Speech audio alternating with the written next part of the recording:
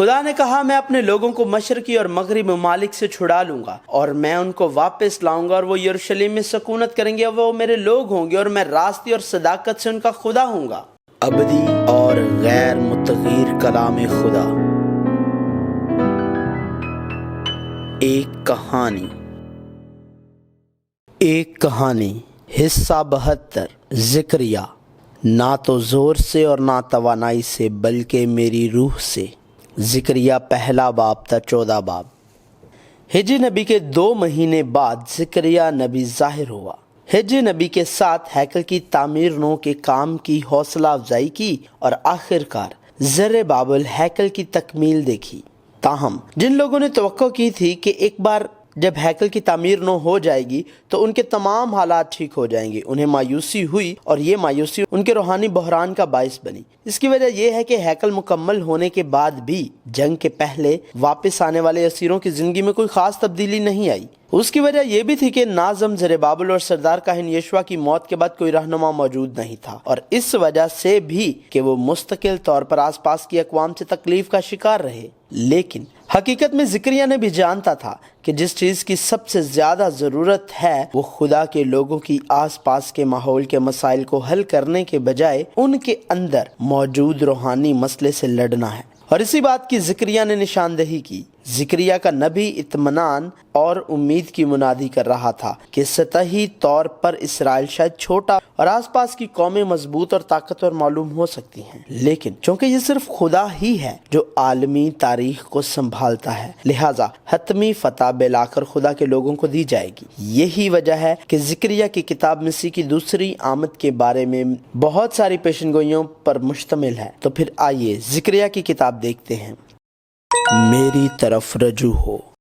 خدا ذکریہ کی کتاب کا آغاز خداوند تمہارے باپ دادا سے سخت ناراض رہا سے کرتا ہے، اور اس نے کہا تم میری طرف رجوع ہو تو میں تمہاری طرف رجوع ہوں گا، لیکن وہ رجوع نہ لائے۔ نبیوں نے یہ کہتے ہوئے ان کے باپ دادا کو خدا کے کلام کی منادی کی، اپنی بری روش اور بدعمالی سے باز آؤ، لیکن انہوں نے نہ سنا نہ خدا کی طرف توجہ دی۔ اس طرح آخرکار ان کے اعمال کے مطابق انہیں خدا کی سزا ملی۔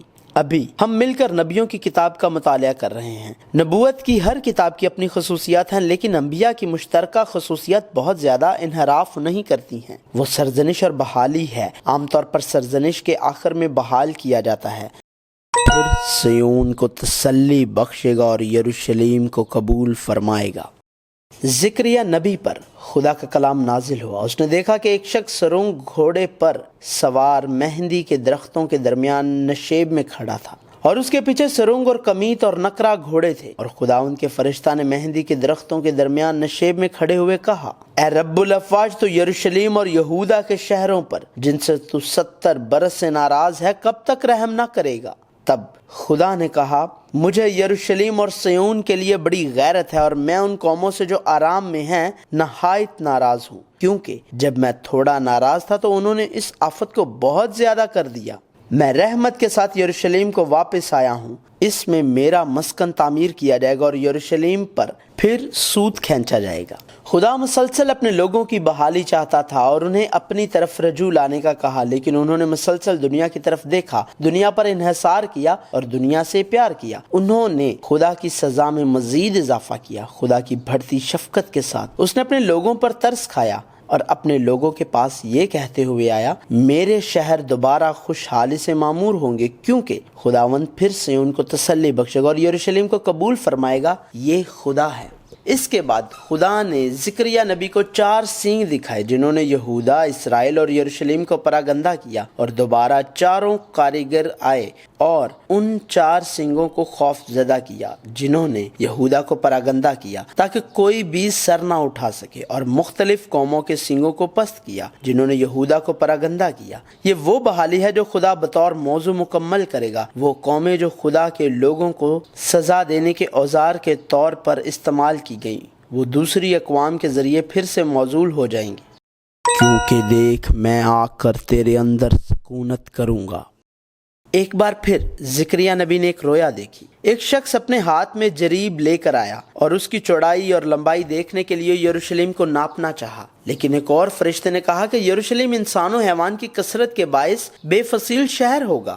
روحانی یروشلم اور خدا کے روحانی لوگ جو اب آئیں گے دکھائی دینے والے فرق سے نہیں بنے ہوں گے۔ خدا نے کہا میں اس کے لیے چاروں طرف آتشی دیوار ہوں گا اور اس کے اندر اس کی شوکت۔ خدا نے ان کو ہر جگہ پراگندہ کیا، تاہم خدا نے کہا کہ وہ ان لوگوں کو جنہوں نے خدا کے لوگوں کو جو خدا کی سزا کے طور پر پراگندہ تھے لوٹ لیا، ایسا بنائے گا کہ دوسرے لوگوں کے ذریعے لوٹے جائیں گے۔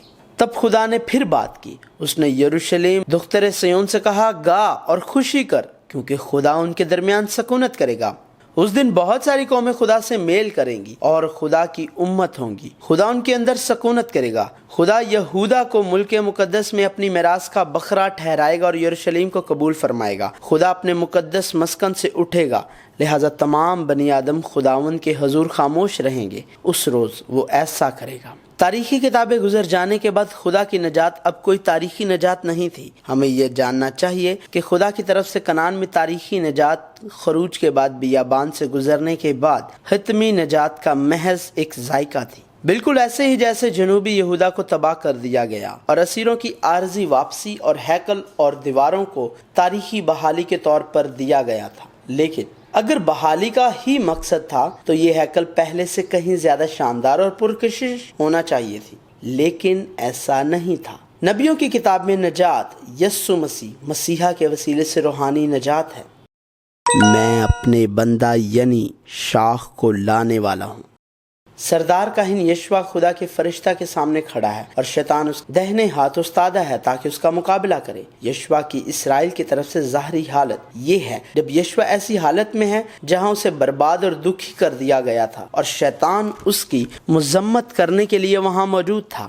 یہی بات ہے جس سے بائبل الزام لگانا بتاتی ہے، لیکن خدا نے شیطان کو ملامت کی کیونکہ خدا نے یروشلم کو قبول کیا جو آگ سے نکلے ہوئے ایک جلے درخت کی طرح تھا۔ چونکہ خدا نے یشوع کے گناہوں کو دور کیا، اس نے اسے حکم دیا کہ وہ اپنے میلے کپڑے اتار دے اور نفیس پوشاک پہنے۔ اس کے سر پر ایک صاف امامہ بھی رکھا گیا تھا اور اس نے کہا اگر تو میری راہوں پر چلے اور میرے احکام پر عمل کرے تو میرے گھر پر حکومت کرے گا اور میری بارگاہوں کا نگہبان ہوگا، اور میں تجھے ان میں جو یہاں کھڑے ہیں آنے جانے کی اجازت دوں گا، اور میں اپنے بندہ یعنی شاخ کو لانے والا ہوں۔ نیز اس نے کہا کہ یشوع کے رکھے گئے پتھر سے اس ملک کی بدکرداری کو ایک ہی دن میں دور کر دوں گا۔ جس طرح یشوع کے کپڑے بدلے گئے تھے، اس روز خدا کی طرف سے ان کے گناہوں کو پاک کر دیا گیا اور وہ خدا کی طرف سے بحال کر دیے گئے تھے۔ اسی روز تم میں سے ہر ایک اپنے ہمسایہ کو طاق اور انجیر کے نیچے بلائے گا، نہ تو زور سے اور نہ توانائی سے بلکہ میری روح سے۔ خدا نے اپنے لوگوں کی بحالی کی بات جاری رکھی۔ خدا نے انہیں ایک سونے کا شمعدان دکھایا جس کے سر پر ایک کٹورا ہے اور اس کے اوپر 7 چراغ ہیں اور ان 7 چراغوں پر ان کی 7 نالیاں۔ خالص سونے کا شمعدان بیابانی خیمہ اجتماع میں سے پاک مقام میں ایک مقدس اور شیش تھا جہاں خدا سردار کاہن کے ذریعے اپنے لوگوں سے ملاقات کرتا تھا۔ جب خدا نے موسیٰ سے خیمہ اجتماع کے بارے میں بات کی تو اس نے کہا تو بنی اسرائیل کو حکم دینا کہ وہ تیرے پاس کوٹ کر نکالا ہوا زیتون کا خالص تیل روشنی کے لیے لائیں تاکہ چراغ ہمیشہ جلتا رہے۔ اور اس کے پاس زیتون کے 2 درخت ہیں، ایک تو کٹورے کی داہنی طرف اور دوسرا بائیں طرف۔ اس میں خدا کی کبھی نہ ختم ہونے والی رہنمائی، تحفظ اور نگہداشت کی بات کی گئی ہے۔ جب زکریا نے مانی کے بارے میں پوچھا تو فرشتہ نے یہ کہتے ہوئے کہ نہ تو زور سے اور نہ توانائی سے بلکہ میری روح سے ہے۔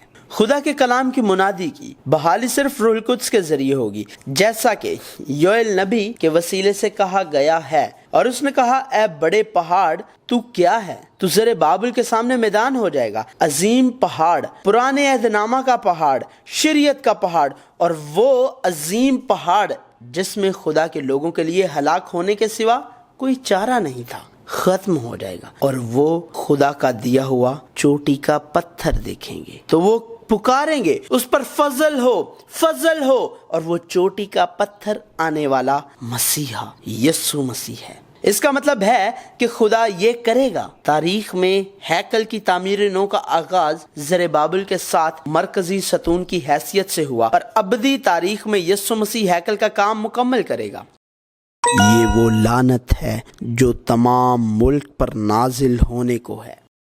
خدا نے زکریا نبی کو ایک اڑتے ہوئے تومار کی رویا دکھائی۔ یہ تومار ایک لعنت تھی جو ساری زمین پر نازل ہوئی، جس نے کہا اس کے مطابق ہر ایک چور اور جھوٹی قسم کھانے والا یہاں سے کاٹ ڈالا جائے گا۔ کہا گیا کہ یہ تومار چور کے گھر میں اور اس کے گھر میں جو میرے نام کی جھوٹی قسم کھاتا ہے گھسے گا اور اس کے گھر میں رہے گا اور اسے اس کی لکڑی اور پتھر سمیت برباد کرے گا۔ بعد میں خدا نے اس دن خداوند کے دن فیصلے کا انتباہ کرتے ہوئے زکریا نبی کو ایفا میں بیٹھی عورت اور رتھوں کی رویا دکھائی۔ وہ شخص جس کا نام شاخ ہے خداوند کی ہیکل کو تعمیر کرے گا۔ خدا جس نے فیصلے کے بارے میں بات کرنے کے بعد ایک رویا دکھائی، بحالی کی بات کرتے پھر سے بولا اور رویا دکھائی۔ خدا نے سردار کاہن یشوع کے سر پر ایک تاج رکھا اور کہا، دیکھ وہ شخص جس کا نام شاخ ہے، اس کے زیر سایہ خوشحالی ہوگی اور وہ خداوند کی ہیکل کو تعمیر کرے گا۔ ہاں وہی خداوند کی ہیکل کو بنائے گا اور وہ صاحب شوکت ہوگا اور تخت نشین ہو کر حکومت کرے گا، اور اس کے ساتھ کاہن بھی تخت نشین ہوگا اور دونوں میں صلح و سلامتی کی مشورت ہوگی۔ کیا کبھی میرے لیے خاص میرے ہی لیے روزہ رکھا تھا؟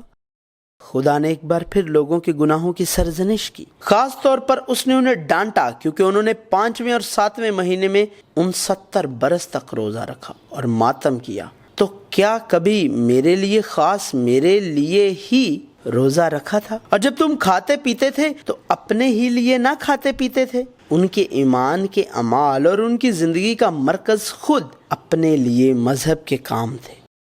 انہوں نے اپنے کانوں کو بند کیا اور اپنے دلوں کو الماس کی مانند سخت کیا۔ جب بنی اسرائیل خدا کے لوگ کنعان کی سرزمین میں داخل ہوئے اور سلامتی سے آباد تھے تو خدا نے انبیاء کے ذریعے بات کی۔ ابراہیم سے شروع کرتے ہوئے خدا نے اپنے لوگوں کو موسیٰ کے ذریعے جلا وطن کیا، بنجر بیابان میں سے گزارا اور ان سے کہا، کنعان میں مجھے اپنا بادشاہ بنائیں اور خزاں اور بہار کی بارشوں کے فضل سے لطف اندوز ہوتے ہوئے اس کے لوگوں کی طرح زندگی بسر کریں۔ تاہم خدا کی سرزمین کنعان میں انہوں نے بال کی عبادت کے لیے پیٹ پھیر دی، خدا کو ترک کیا اور یسیرت سے محبت کی۔ خدا نے انہیں بتایا، راستی سے عدالت کرو اور ہر شخص اپنے بھائی پر کرم کرے اور رحم کیا کرے اور بیوہ اور یتیم اور مسافر اور مسکین پر ظلم نہ کرو، اور تم میں سے کوئی اپنے بھائی کے خلاف دل میں برا منصوبہ نہ باندھے۔ خدا نے کہا کہ خدا سے محبت کرو اور راستے سے عدالت کرو، لیکن وہ شنوا نہ ہوئے، بلکہ انہوں نے گردن کشی کی اور اپنے کانوں کو بند کیا تاکہ نہ سنیں۔ انہوں نے اپنے دلوں کو الماس کی مانند سخت کیا تاکہ شریعت اور اس کلام کو نہ سنیں جو رب الافواج نے گزشتہ نبیوں پر اپنی روح کی معرفت نازل فرمایا تھا، حتیٰ کہ انہوں نے یہ سننے یا جاننے کی کوشش بھی نہ کی کہ خدا کیا کہہ رہا تھا یا خدا کیا چاہتا تھا۔ تو آخر میں خدا بہت ناراض ہوا اور کہا، جس طرح میں نے پکار کر کہا اور وہ شنوا نہ ہوئے، اسی طرح وہ پکاریں گے اور میں نہیں سنوں گا۔ اور اسی طرح جب خدا نے انہیں سب قوموں میں پراگندہ کیا تو زمین ویران ہو گئی۔ وہ میرے لوگ ہوں گے اور میں ان کا خدا ہوں گا۔ ایک بار پھر خدا نے بحالی کی بات کی۔ خدا نے کہا کہ وہ صیون کے لیے غیرت رکھے گا اور وہ صیون میں واپس آئے گا اور یروشلم میں سکونت کرے گا۔ لہٰذا اس نے کہا، یروشلم کا نام شہر صدق ہوگا اور رب الافواج کا پہاڑ کوئی مقدس کہلائے گا۔ ایک بار پھر یروشلم بوڑھے مرد و زن اور لڑکوں اور لڑکیوں سے معمور ہوگا۔ اسرائیل کے بقایا لوگوں کی نظروں میں جو تباہی کے وقت سے گزر چکے ہیں، یہ ناقابل یقین لمحہ ہے، لیکن خداوند خدا کے لیے نہیں جو وقت اور جگہ سے ماورا ہے۔ خدا نے کہا، میں اپنے لوگوں کو مشرقی اور مغربی ممالک سے چھڑا لوں گا اور میں ان کو واپس لاؤں گا اور وہ یروشلم میں سکونت کریں گے، وہ میرے لوگ ہوں گے اور میں راستی اور صداقت سے ان کا خدا ہوں گا۔ یہ عہد تم میرے لوگ ہوگے اور میں تمہارا خدا ہوں گا، ایک طرفہ عہد ہے، فضل کا عہد جو خدا اور اس کے لوگوں کے درمیان مٹ نہیں سکتا، جو تبدیل نہ ہوا اور بیابان کے ذریعے خروج اور کنعان میں تباہی پہلے سے موجود تھا۔ تم ان باتوں پر عمل کرو۔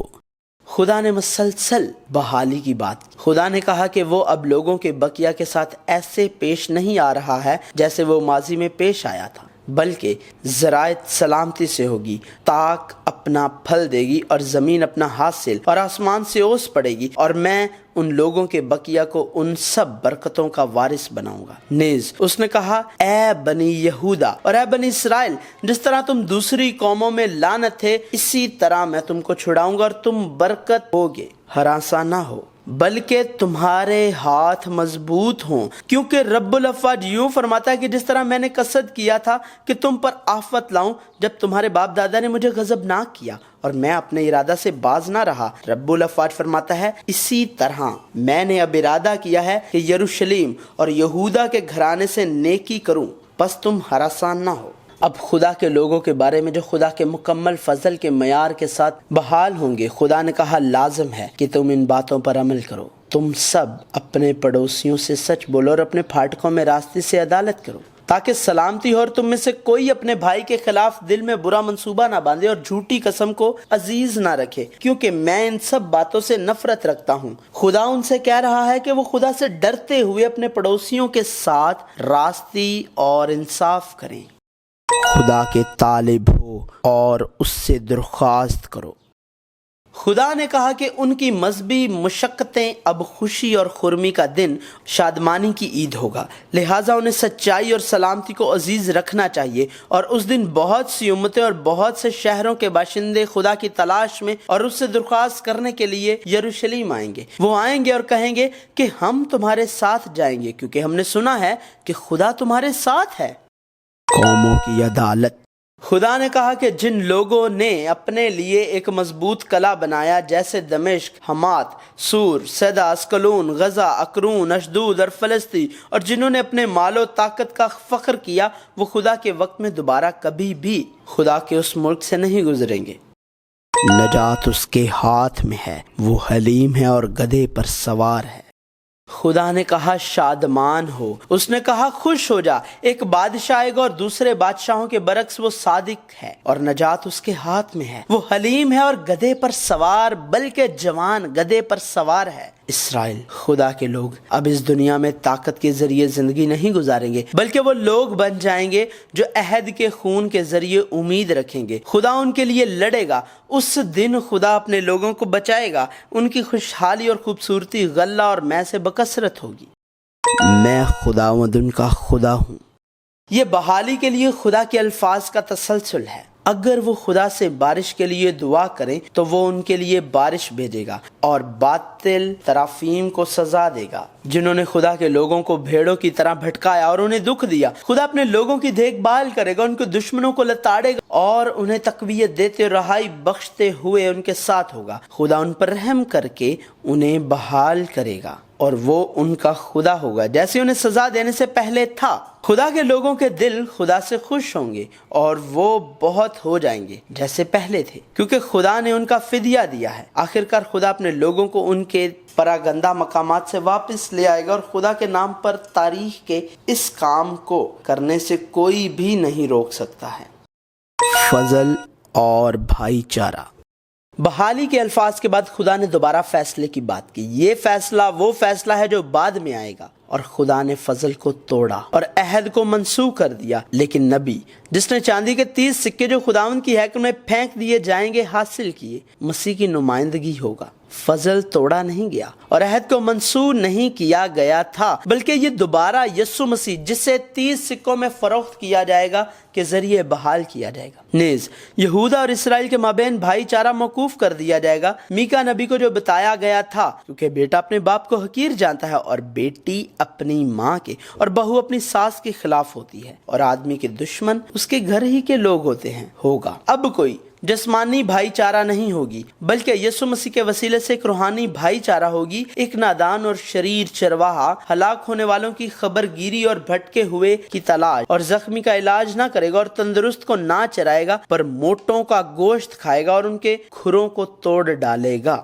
اس روز اس نے ایسی چیزوں کے بارے میں بتایا جو اس روز خداوند کے دن ہوں گی۔ اس دن خداوند یروشلم کی حفاظت کرے گا اور یہودا کے لوگوں کی نگہداشت کرے گا، اور یروشلم کے باشندوں کو خدا رب الافواج کے ذریعے تقویت ملے گی۔ ان کا خدا اور یہودا کے فرمان روا تمام قوموں کو برباد کر دیں گے۔ یروشلم کے لوگ یروشلم میں دوبارہ رہیں گے، یہودا کے خیمے کو بچائیں گے، یروشلم کے باشندوں کی حفاظت کریں گے اور یروشلم کے خلاف ہونے والی غیر قوموں کو تباہ کریں گے۔ خدا اپنے لوگوں پر فضل اور توبہ کی روح انڈھیلے گا اور ان سے ماتم کرائے گا، اور یروشلم میں بڑا ماتم ہوگا اور پوری زمین کا ہر قبیلہ الگ الگ ماتم کرے گا۔ اس روز گناہ اور ناپاکی دھونے کو داؤد کے گھرانے اور یروشلم کے باشندوں کے لیے ایک سوتا پھوٹ نکلے گا۔ خدا اسی روز ملک سے بتوں کا نام اور نبیوں اور ناپاک روح کو مٹا دے گا اور ان کو پھر کوئی یاد نہ کرے گا۔ اس دن نبوت کے کلام کی ضرورت نہیں رہے گی۔ وہ کہیں گے خداوند ہمارا خدا ہے۔ خدا کے اس کے لوگوں کے ساتھ بحال ہونے کا واحد راستہ یسوع مسیح کی صلیب ہے۔ یسوع مسیح جو راہ، حق اور زندگی بن کر آئے گا، خدا اور اس کے لوگوں کے درمیان واحد ثالث ہے۔ خدا نے کہا کہ وہ میرے چرواہے کو، یعنی اس انسان پر جو میرا رفیق ہے، مارے گا۔ گلہ پراگندہ معلوم ہوتا ہے، لیکن جن لوگوں نے خدا کا فضل حاصل کیا وہ آگ میں ڈالے جائیں گے اور چاندی اور سونے کی طرح صاف کیے جائیں گے، اور وہ خدا کا نام لیں گے۔ اور جب خدا سنتا ہے اور کہتا ہے وہ میرے لوگ ہوں گے، اور وہ کہیں گے خداوند ہمارا خدا ہے۔ یہ مکمل بحالی ہے، یہ چرواہے کی قربانی سے ہوئی ایک حقیقی بحالی ہے۔ خداوند کا دن آئے گا، خدا کے لوگوں کے لیے یہ تباہی کے ذریعے نجات کا دن ہوگا، اور ان لوگوں کے لیے جنہوں نے خدا کو پہچانا یا تسلیم نہیں کیا فیصلے کا دن ہوگا، چاہے ان کے پاس اس دنیا میں کتنی ہی دولت اور طاقت ہو۔ اس دن صرف خدا ہی دنیا کے بادشاہ کی حیثیت سے تنہا کھڑا ہوگا۔ اس روز گھوڑوں کی گھنٹیوں پر مرقوم ہوگا، خداوند کے لیے مقدس۔ اس روز پھر کوئی کنانی، وہ جو خدا کو نہیں پہچانتا، نہ ہوگا۔ خدا کے جوش کی کہانی جہاں خدا کے فیصلے اور نجات کو دہرایا جاتا ہے، پر آخر میں خدا جو یسوع مسیح کے وسیلے سے یقیناً اپنے لوگوں کے ساتھ رشتے کو بچائے گا اور بحال کرے گا، محبت اور عہد اور فضل کی کہانی جاری ہے۔